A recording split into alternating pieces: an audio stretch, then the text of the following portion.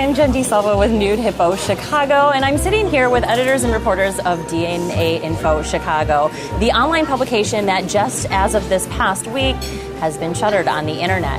Now I'm with Justin Breen, former senior editor, Dave Newbart, former senior editor, Evan Moore, general assignment reporter, and then Elisa Hauser, who you did the West Side reporting, correct? The near West Side, near Bucktown. All right, great. So today we just want to hear a little bit about the past 5 years of DNAinfo in Chicago, your experiences, and how it's made an impact on journalism, the city, and your personal lives. Thank you all for joining me today. And first, I was sorry to hear the news, but you know, it was something that has kind of hit everybody in the city, not just employees of the organization, but the constituents that read this and the residents of the city who went to this site on a daily basis to get their information. This is on the ground level reporting in the city of Chicago. What's kind of going on in all of your heads right now? Wow, well, I speaking for myself, DNAinfo is, it means everything to me. It changed my career, changed my life. I had my 2 kids while I worked there, and I left earlier this summer to start my own business. But it basically taught me, how to come up with some incredible story ideas. And basically, my entire business model was based on what I did at DNAinfo in terms of writing clicky stories, and then I would share it with other media after it came out because I knew it was a startup mentality. Like, I wanted DNAinfo's name out there. And we knew that we were covering things that no one else was doing because we had our reporters in the neighborhoods that they lived in. They would walk around, find stories, and it was just such a grassroots kind of thing. I would meet with local neighborhoods, heads, executives, and I was telling them what we're doing. And they were also excited because they're like, no one covers us, no one cares about us, no one comes to our meetings or our CAPS meetings. I'm like, this is really going to do well because these are the neighborhoods that have been totally underserved in terms of media. For me, it changed my professional life dramatically because prior to DNA, I had an independent site for almost 4 years, and actually Hollywood Grill, where we're sitting, and they were my centerfold advertiser in our print edition. Yeah, we did a summer print edition right before that fall, and Hollywood Grill was super generous. But for me, it changed it because having been my own publisher and bootstrapping it, and we had advertisers, so I was writing and publishing. I mean, I just remember chasing a bounce advertising check in the rain from somebody that I spotted that needed, owed money for some magazine, and running in the rain, sprinting and pounding on his window to get that money. And it's like, to go from that to having a regular paycheck was like a miracle. I mean, to me, it was so exciting to join DNA, and then to have a dedicated sales team that was independent of editorial. It was sort of how a newsroom should be. But the whole time in the back of my head, I think all of us had that question of, how is this going to be sustainable? How is this going to get profit? Businesses don't care if we had 2 million visits to the website. They just want to know, are 20 people going to walk in our door? It's a great 5 years. I mean, telling stories that weren't told and having the editors and a whole newsroom behind us versus me and like 4 other people were helping me in my magazine. So it was such a blessing to be part of this. I have no ill feelings because I feel like I'm grateful that Joe Ricketts was at least, willing to take that risk to try to do this. And, and I'm really grateful for the last 5 years. I covered a lot of different stories in the city, and even before that, I was a fan of what DNAinfo did, because I believe that Chicago has blind spots in reporting, and you kind of see that in what other outlets were reporting. And even like for me, I had written a story about how Chicago public schools they weren't giving all that much money to their football programs, and a lot of the football programs were using outdated football helmets and equipment. Like, some of those equipment were like 15, 20 years old. You're following what we're doing. That means we're doing something right. And the awards and the accolades and even the hate that we've forgotten since this has all happened, so you guys were talking about us. 5 years ago when we launched, and I had been at the Sun-Times for over 13 years and was trying to decide whether this startup could work, whether this was a good model. And obviously I think the Sun-Times and Tribune and other news outlets do great work, but living in the neighborhood now for 20 years, I knew that there was a huge segment of the city that wasn't covered. And in my neighborhood, even I lived there as a journalist, I couldn't find out what was happening. There's an empty lot or a new business or school or a crime happened. Someone would say, oh, this person got robbed. you wouldn't know. So DNAinfo really changed the model for reporting and covering the city, in that we embedded reporters in every neighborhood. What I didn't anticipate as much is that really some of the smallest stories in the neighborhood actually were very interesting to the entire city. And that's why all our stories quickly got picked up and pursued by other media, because it turns out there was fantastic stories in the neighborhood that they might be interesting to the person who lives next door to where it happened, but it turns out it's also interesting to the person who lived miles away.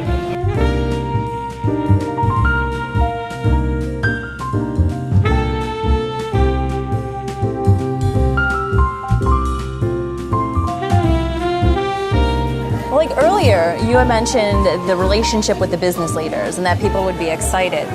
Did you find it, like how was the difficulty of reaching out to people and saying, hey, I want to do a story on you? Did you find a lot of difficulty and resistance, or were people pretty open to I think it took a while for people to understand that DNAinfo wasn't a genetic testing website, and that DNAinfo was a legitimate news site. It's one of two reactions. There's no middle ground. One is, what is DNAinfo? I have no idea what you're talking about. I tell them, well, it's like the Tribune and the Sun-Times, but it covers the city of Chicago only. The second reaction, which was great, was the people would be like, oh my God, you work at DNAinfo. I love DNAinfo. I get the newsletters. You're covering my neighborhood like nobody else. But there was no like, oh, it's okay, whatever. It was like, either I have no idea what this is, or this is the greatest site ever. You guys got very in-depth with whatever you were covering. It wasn't just, a couple of paragraphs. These were lengthy pieces that you'd sit down and read for minutes at a time. What were some of the stories that you came in contact with that were kind of surprising even to you? There was a man that lived in a landmark house, like a Wicker Park landmark house, and they had some stairs going up to the house that were unusable. I mean, the stairs basically went to a door that did not open. So the stairs were from 1890, and all he wanted to do was remove the stairs that lead up to the bedroom window that doesn't even open, really. And so a lot of other people had removed their stairs, like in the dead of night, because you're not allowed to do that in the landmark district, is make any changes to the house. But he really wanted to do it the right way. He tried to get a permit. The city kept denying his permit. It went all the way up to the Landmarks Commission, and actually Kelly Bauer, who was one of our general assignment reporters, she was gracious enough to, I think it was a Jewish holiday that day or whatever, but she went to the hearing, and it was 7 or 8 hours. Wow. They talked about these stairs at the Landmark Committee has a permit review committee, and they talk about it anyway, so it was like a 7 or 8 hour thing.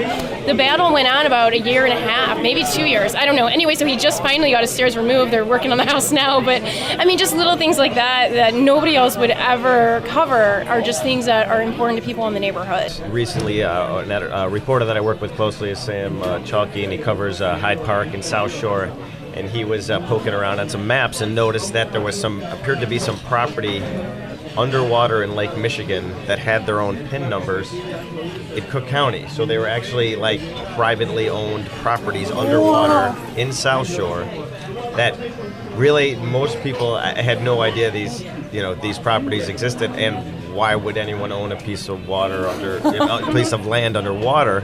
There used to be a privately owned beach in South Shore, and there were homes along the edge of the beach, and it was all privately owned. And then in, I think it was 1917, there was a huge storm, lakefront. It just battered the whole lakefront, tore up concrete, tore up houses and trees, and just basically covered the land. They ended up condemning most of the houses, and the beach itself, it was a small beach, it went underwater, and usually when that happens, that land would be turned over to the Park District or the city. Yeah. But in this case, because it was a kind of a one-time act and it wasn't like a long-time erosion, there was a court case later where the judge ruled that people could actually still own this land. So that property started changing hands, and then recently a homeowner who lives down there ended up buying a long strip of land. Basically, they said because they didn't want anyone to buy it and then put up a big building in front of their house and blocking their view. But it's like these people own this land, they pay property taxes on it every year, and it's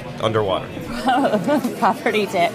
Well, people pay property taxes on underwater properties all the time, but a different type of underwater. Yeah, exactly. Not literally. Exactly. This is our passion. This is what we like to do. It's never about the money. It's about like telling stories and like really like getting involved with people.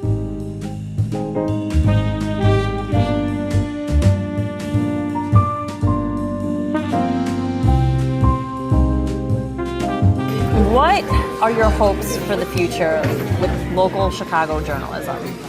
What would you like to see now that DNAinfo is not going to be there any longer? I personally would hope that something like this could continue or could succeed. We're like 2 days since the shutdown, and we're still all in a bit of surprise and kind of reflection and processing the whole thing. There's definitely some of us would love to see if we could keep something like this going. Really, at this point, it's nothing more than just a desire, and not only desire as journalists, because we love what we did. I loved my job every day, but also as a Chicago resident, I know as we started this interview that these are just stories that weren't being told, but that really need to be told. And I know I've gotten hundreds of messages since we shut down, people saying, where am I going to get my news? How am I going to find out about this? And I'm hoping something like this could continue, either in this same form or different, but it's something that, something that's being explored right now. We sort of had an attitude that no story was too small.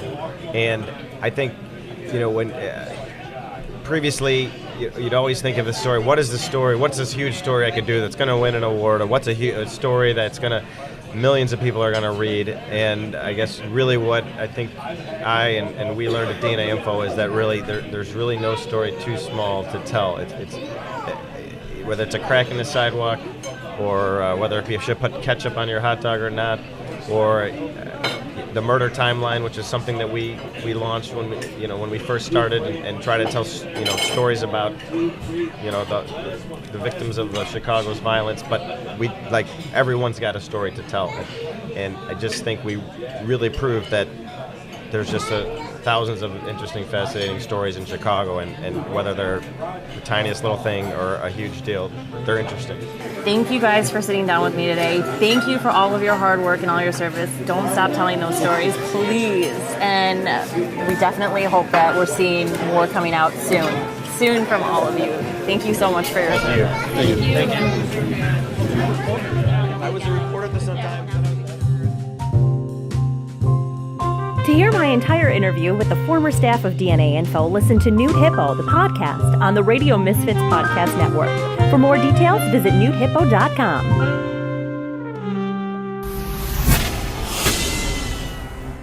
This has been a presentation of Opie Productions. Tony, can you shut up?